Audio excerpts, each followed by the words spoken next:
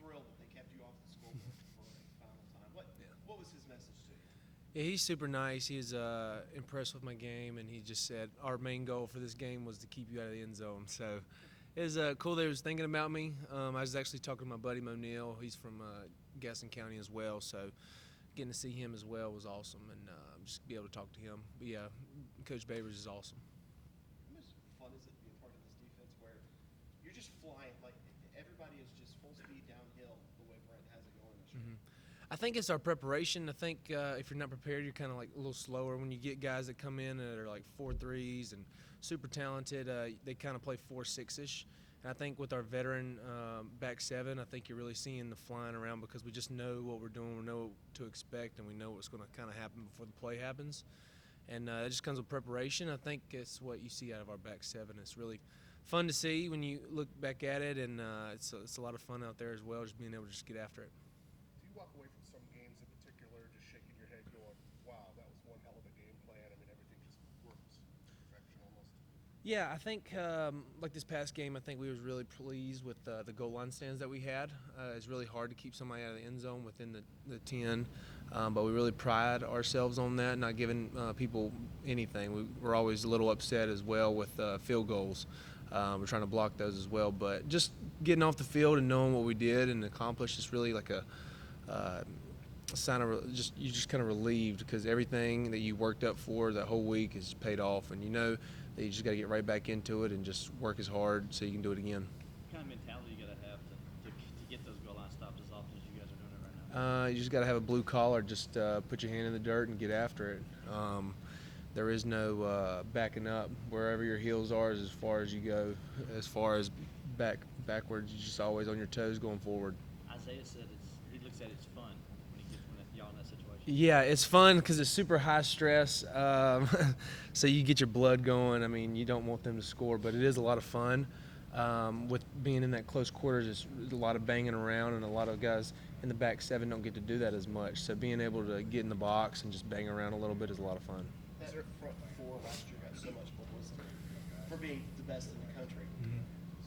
Would you argue right now that the back end of Clemson's group is the best in the country? Do you guys have a nickname, and is Isaiah White the best defensive player in the country right now? I think, like you said, the front four last year were the best. I think they stated their claim. I think we got a long way to go. I think we've done a great job so far. I wouldn't give us that title yet because we got a lot. We've only got a quarter of our season done. I think if we continue this, it could be up for debate. But I think Isaiah has played as one of the best guys in the country. I think if you look at the stats and things like that, they really stand up to a lot of guys in the nation. But he's just going to keep on getting better. He's only scratched the surface of what position he's in right now, and position he's in, he's just going to make more and more plays. So it's exciting to see. Do you guys have a name for yourselves? We're the no-fly zone. That kind of was embedded with when I first got here. Coach Reed always had, because he was the safeties and corners coaches back when I got here, he always had a cookout and a no-fly zone T-shirt. So that's kind of what we're known as for him, and it's just going to keep on. We got shirts made and everything, so next time I'm here, I'll wear it for y'all. If someone had not seen Isaiah play before, how would you describe him as a player to them? First, you're just going to see him, and you're going to be like, wow, super long, very, very built up, and then you see him running, you're like, goodness gracious. So he's like a gazelle out there, just prancing around, but they watch him play, they're going to be super impressed with how fast he goes, how hard he hits. I mean, he's just the ultimate package as a defender. If you think about it, he can play safety, he could play linebacker, he could play really anything you want him to play. Tanner, have things ratcheted up between you and Nick these past couple of weeks simply because he's playing where he is and you are where you are? Right. Yeah, I think I got to watch a quarter of his game. He put a little sauce on it, on his little flat route he caught for like 11-yard pickup. Super exciting for me to see him because I know what he's been through and I know what he's gone through at William & Mary, and he just sees what Clemson has done for me, and he hasn't got to experience that. So being where he is now and being in the program and enjoying himself, it's really it just pleases me just to see him happy. You guys keep the rivalry on the back burner for a while because you're still so far away from that game? Yeah, so there's always going to be a Clemson-South Carolina rivalry, but as brothers, we don't have that. We're just good friends, and I love him to death, and wish him the best.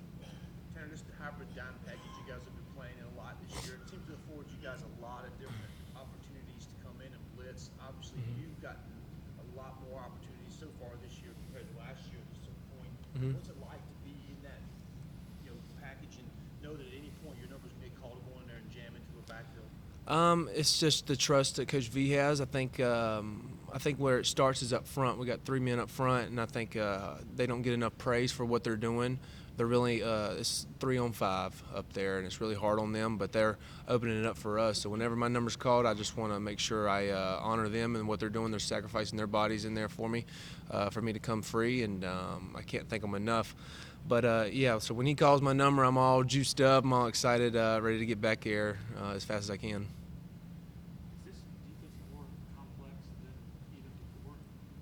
With all the different stuff in it? I wouldn't say complex. I think whenever so Coach V comes in, he's always got like 20 new things he puts on the board, and you're just like trying to write it all down, trying to figure it out. He might carry 5 of them, but you got to be tip top in all of them. I think when you understand the defense and how it plays, and you understand the concepts, you're able to just plug them in. So the new guys coming in, they're just like all over the place trying to figure out what's going on. But when you understand the concepts, so who's the flat, who's the hook, how does it relate, and things like that, what's your run fit, and what's your coverage. So when you understand the little things like that, it just kind of plays out. So everybody has to know their roles. So when you know your role, first you got to know your role, and then you got to know how everybody else in your roles reacting to things. So once you understand kind of that aspect of it, then it just plays real easy. Circling back to the defensive line and new guys, Tyler Davis.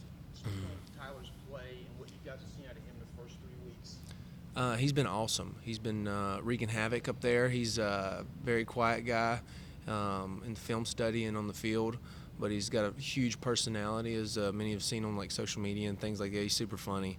But just him being in there, just causing a wreck and opening up holes and things like that, it's really – so he's getting the publicity because he's doing it so well. But like a lot of guys are doing it really good and they're opening things up, but he's just opening things up and making plays. So he's like – you just kind of like sit back and watch. You're like, whoa, this dude is very special. You know? Is his defense faster than last year's?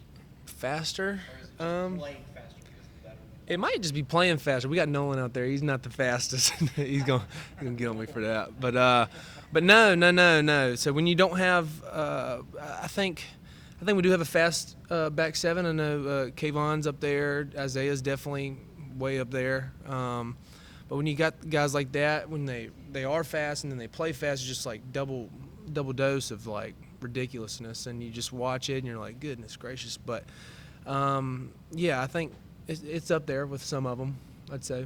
I know you get caught up in the heat of the game, but I'm sitting there in the press box Saturday, and I see their quarterback come to the line and kind of looks around. He doesn't know where you're coming from. And then he looks over at the sideline for help. Do you see that? And do you think, I think we've got him? When he looks at the sideline, so that was one of their things. When he gets under center, they go really fast tempo. And that was one of their things that we had to be ready for, just being ready for him to up and raise and throw it. That was one of the things that they really did. So that part of it I didn't really think about, of like him not knowing what we're doing. I think they had a good plan going in, and they missed a couple catches here and there. But I think all in all, I think he was kind of confused with the way we were, 3-man front, and everybody's kind of looking the same but bringing different things. So it's definitely hard, and I'm glad I'm not a quarterback. Does Venables just come in the room and say, here's the plan, this is what we're doing, or with you being a veteran and some of the other veterans, will he look at stuff on film or come to you with ideas, a few ideas here and there, and go, what do you guys think about this? You know, or is it just, it's his way, and that's It's his way.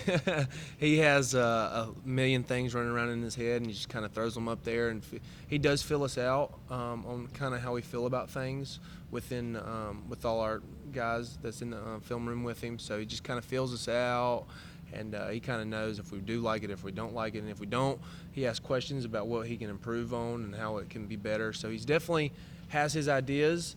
But at the end of the day, if we can't understand them, then they're not going to work. So it's definitely a give and take. Everybody good? Awesome. Thank y'all. Appreciate you.